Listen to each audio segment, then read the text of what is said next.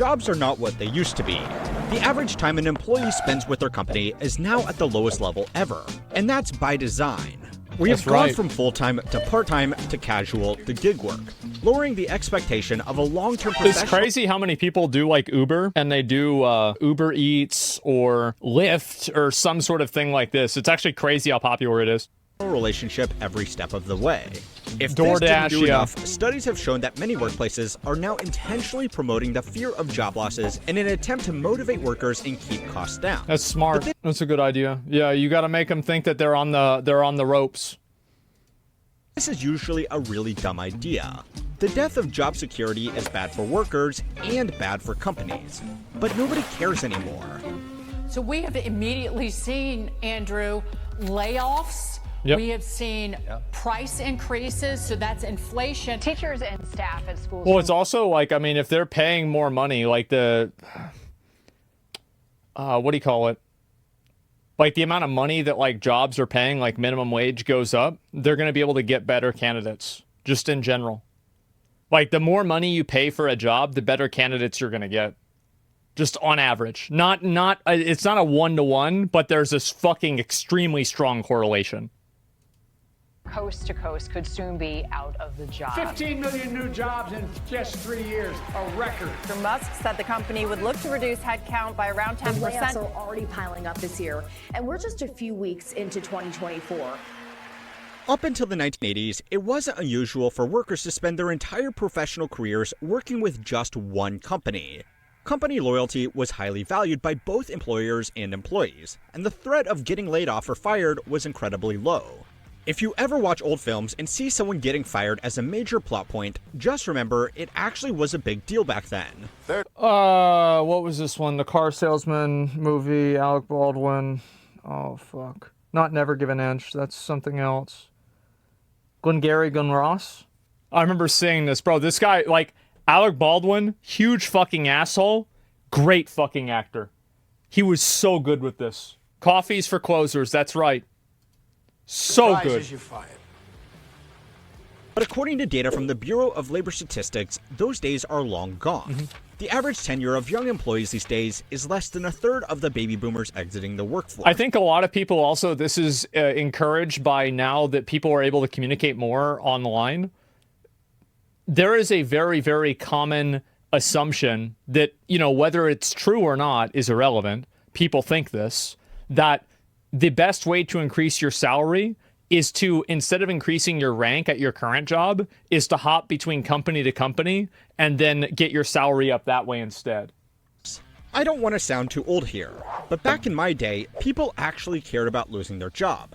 But today, getting fired or laid off from your company just makes good content to post on TikTok. This is a bad trend. I don't agree with this. I think that's not true. I think the only reason he's saying that is because he's not looking at the single moms that get fired who lose their house. Like, go out there to the side of the street and talk to all those people and think about how easy was it for them to get laid off of their job. Yeah, for sure, some 19-year-old pretty girl isn't going to have this problem because, you know, she can find a guy to live with or she can go back and live with her parents. But for, like, an average person, getting fired from your job is absolutely fucking life-changing. It's not even a question. Companies, because it takes away their biggest stick. The fear of getting fired is always going to be a motivator in the workplace. There really is no way around that. If you don't do your job or cause too much trouble for the company, you are going to lose your job. Well, that's the way it should be. If you're not doing your job, you should get fired. Yeah, wow, what a fucking surprise. We're going to act like this is bad? Yeah, no shit.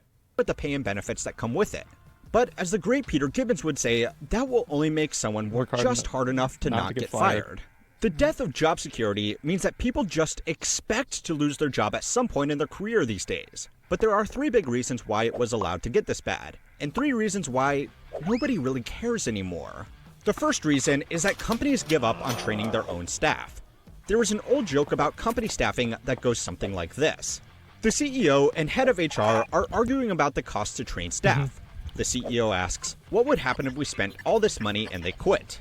To which the head of HR responds, what happens if we don't spend the money and they stay? But as more people move jobs more often, the CEO's argument is actually starting to make sense.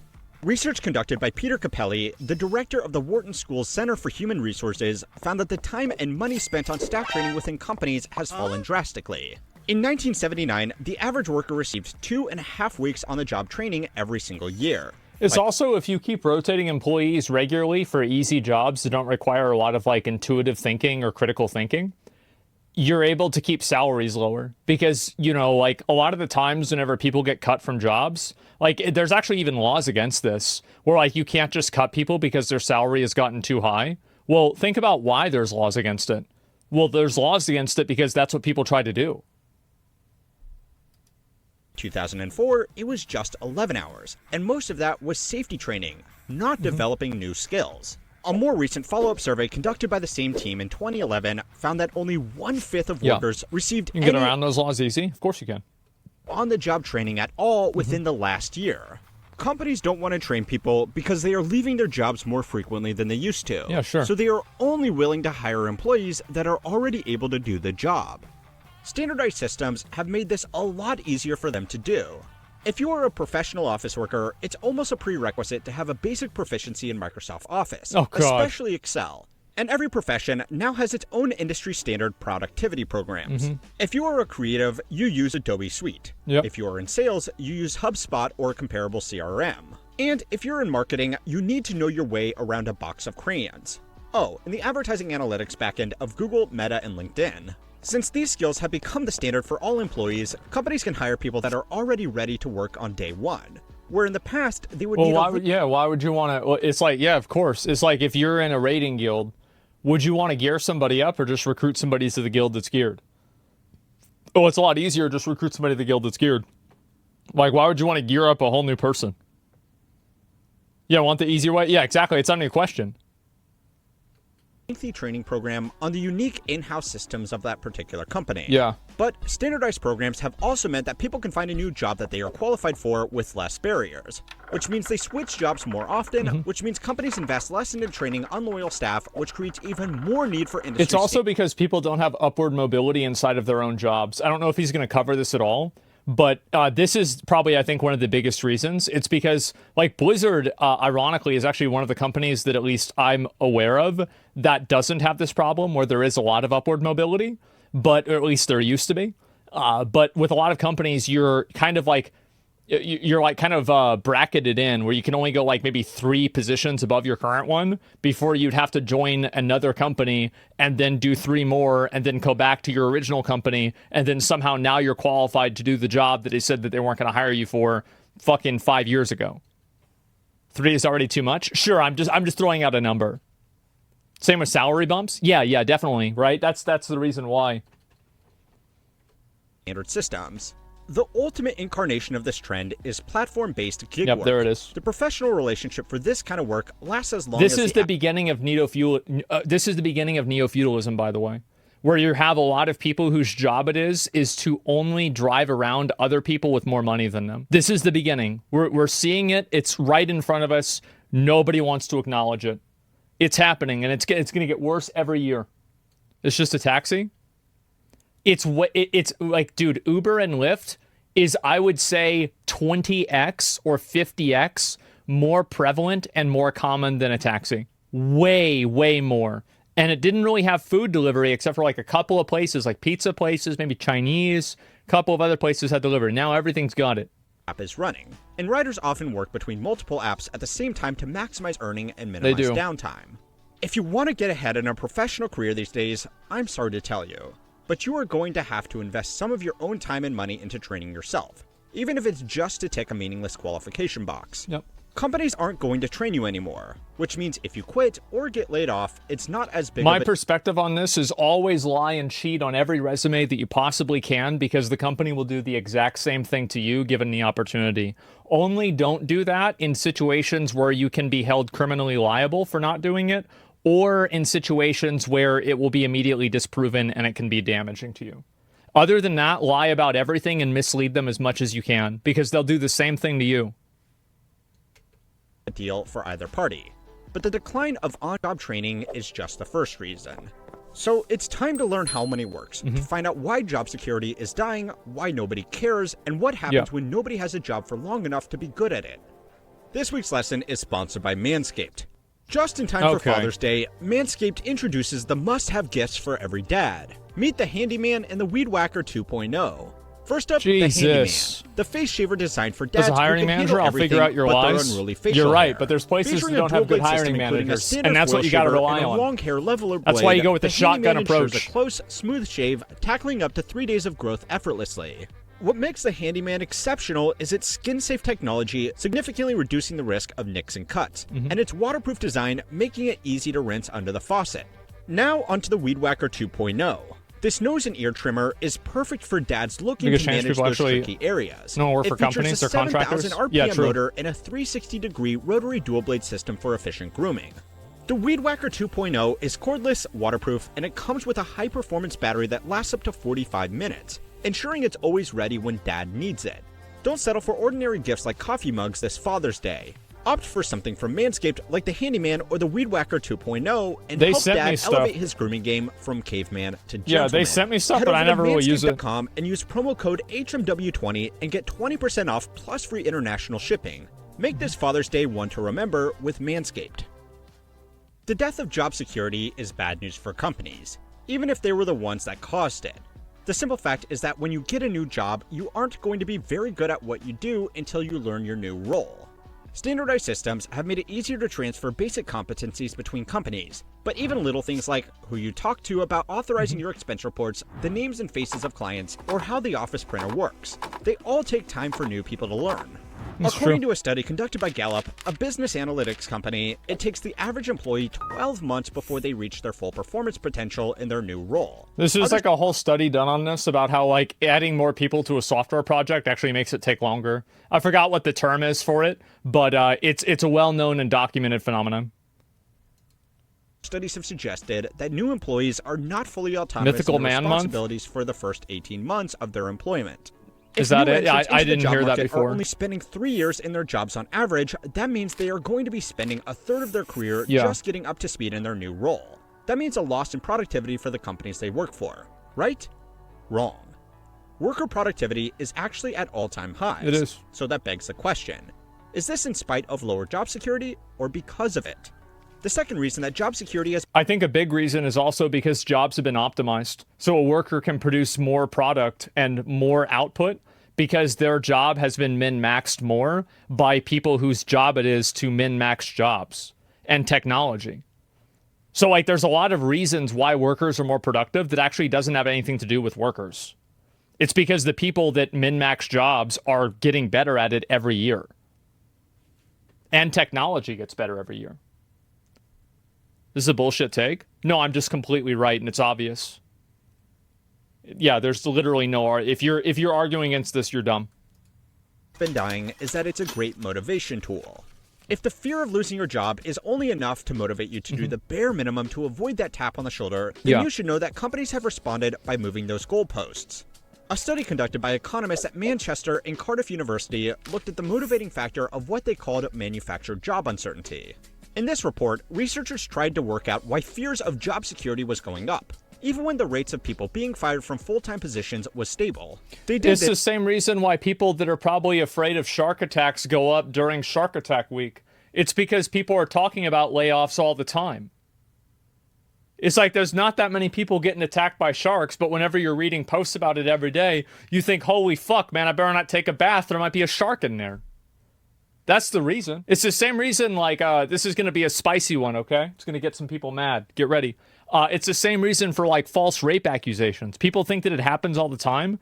Bro, it's like a low single-digit percentage of the ones that are actually found out to be fake. Super, super, super uncommon. Extremely fucking rare. By comparing companies in America and the UK. But because they're so upsetting and they're so unfair, everybody talks about them. And because everybody's talking about them, you think that they're happening all the time. But they're not. It's the same thing as streaming. Oh, I want to be a streamer so I can be rich. No, there's like 50 streamers that are like that. Nobody else is. Who are very happy to lay people off to appease shareholders. Sharks are not a reason to not take a shower. Japan, which has a strong culture of never firing people. A small tangent, but Japanese businesses actually take firing people so seriously that they have an alternative practice called oidashi beya. Is this where they give them shitty jobs? Like, This loosely translates to workers' purgatory. Yeah. According to Japan Intercultural Consulting, a firm that advises businesses operating in the Japanese market, workers' purgatory happens when an employee chronically underperforms in their role. Instead of getting fired, they are typically placed in a room, often windowless, where they have nothing to do. Yep. In many cases, their business cards are taken Where's away. my stapler? And they are forced to do menial, mind-numbing tasks or given nothing to do at all. Yeah, if you could clear out the rats Japanese down here, companies Milton. would rather put their workers in solitary confinement than fire them, making them a pretty good contrast to companies in America and the UK. What the economists found was that even when job tenure wasn't actually being reduced by layoffs or firings, changes to corporate control and especially company mergers or acquisitions raised uncertainty. Companies noticed that by hyping up this uncertainty and making workers compete against each other to maintain their position in a theoretical downsizing, they could get people to work harder. Absolutely. Companies doing this would rank the performance of their teams and compare them and to also one it's good to keep people fighting against each other so they don't think about fighting against you. So, like, if the workers are too busy getting mad and resenting each other, they stop thinking about the fact that you've engineered the situation to happen in the first place. Another, highlight staff errors, and downplay strong performers so that managers and their teams always felt like their job was at risk. Yeah. The Japanese firms, despite actually having shorter tenures for managers and operating with more business uncertainty thanks to a weaker overall economy, had a higher sense of job security, mainly thanks to a culture of protecting workers even at the expense of shareholders. I think that it's very important to keep in mind, somebody in chat brought this up, I would bet, I don't know this, but I would bet that Japan probably has a lot stricter labor laws and you probably can't fire people as easily as you can here in the US. And that probably plays a bigger role than any other cultural reason. But you could also say that those laws are informed by the cultural reasons, so it's a bit of a chicken and egg scenario. In a wonderful twist of fate, though, the study also found that this is not really working on younger employees. Decades of well-publicized layoffs means that younger managers have no expectation of job security and aren't afraid of losing their jobs as much as older managers who come from a time when people could spend their entire careers with one company. The rank and yank strategy only works to boost productivity for so long. A company should get rid of bad employees, but if it makes everybody feel on edge about their jobs forever, then even the best employees are just going to look for better opportunities elsewhere. I think that the bigger problem is the lack of upward mobility. I think that's the real reason. It's people that are like 28 and they've been at the same job and they feel like they're ready to be promoted, but they can't get promoted because maybe they don't have maybe a master's degree. So they have to join another company that doesn't have that requirement, and then they come back. And then they are effectively applying to the same job with experience from that job that they're applying from, even though they didn't need that requirement somewhere else. That's the real reason. That's the actual, I think that's a much bigger factor with like employees over like 26 or 28, if I had to guess, from like, conversations I've had with friends and stuff like that. Younger workers have also realized that changing jobs more frequently, especially early in their career, is the best way to move up the corporate ladder and secure pay increases. I will say it in every video I can, but if you want to increase your earnings in your career, multiple studies suggest that the best way to do this is to change jobs roughly every 2 years, and always be on the lookout for better opportunities. Companies do not value staff loyalty anymore, because they can't. And that's the third reason why job security It's not because they can't, it's because they don't have to.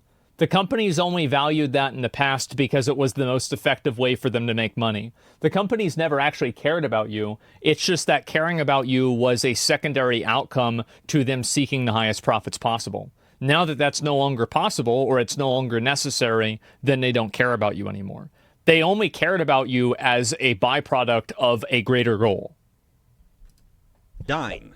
It costs businesses a lot of money to hire new employees, and then more money to pay them while they're getting good at their job. If they are hiring externally for a more senior position, they will also need to pay that new hire more than an internal promotion. So if it makes no sense, then why do companies keep doing this? Well, it's easier. An internal promotion means someone else needs to be promoted to fill that person's position, and someone else needs to be promoted to fill theirs. Now, instead of your company having one employee in a new job, it has 5. That's a good point. Hiring managers could do this. Or they could just hire an external candidate that already knows the systems and then get back to scrolling Reddit in their office. Right. Workers also don't believe in job stability either. Things like employee pension plans and career development are all the responsibility of the worker now. And if they are accepting that responsibility, they also want the freedom that comes with it.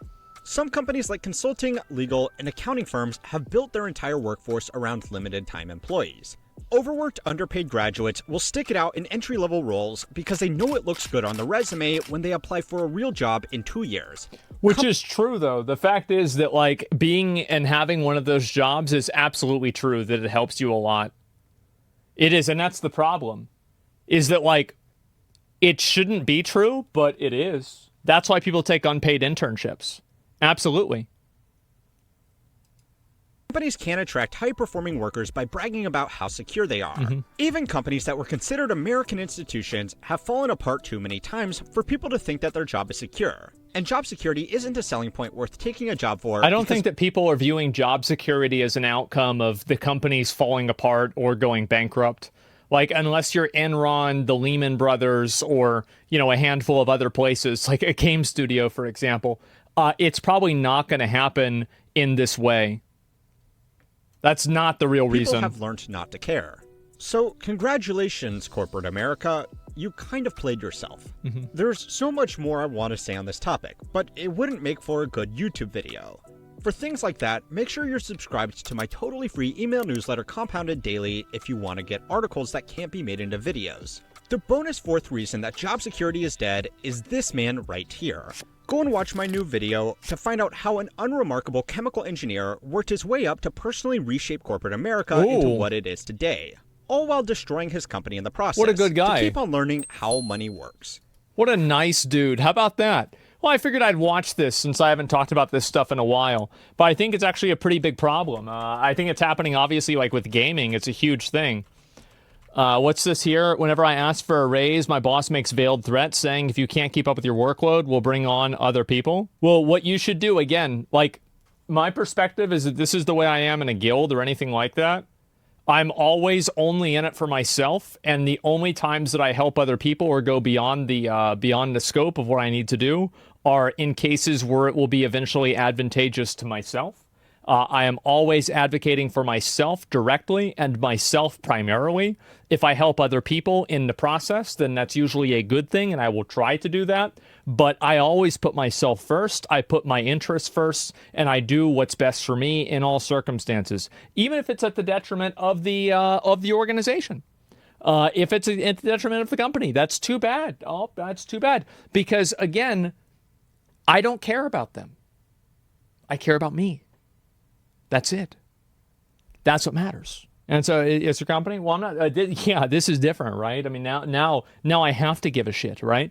Very much more stressful. Like, it was much less stressful whenever I didn't have to give a shit, you know. But whenever now that I'm in a leadership position, now I do have to give a shit. Now I do have to worry about all these little things, and it's like, oh god, there's a lot going on, right? But like back whenever it was just me looking out for me, it was way easier. It absolutely was. So yeah.